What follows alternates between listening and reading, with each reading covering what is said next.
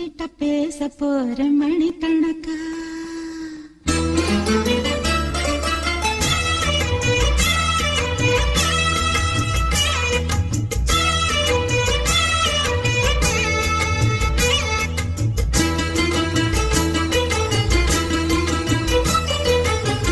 புது வளையல அரைச்சி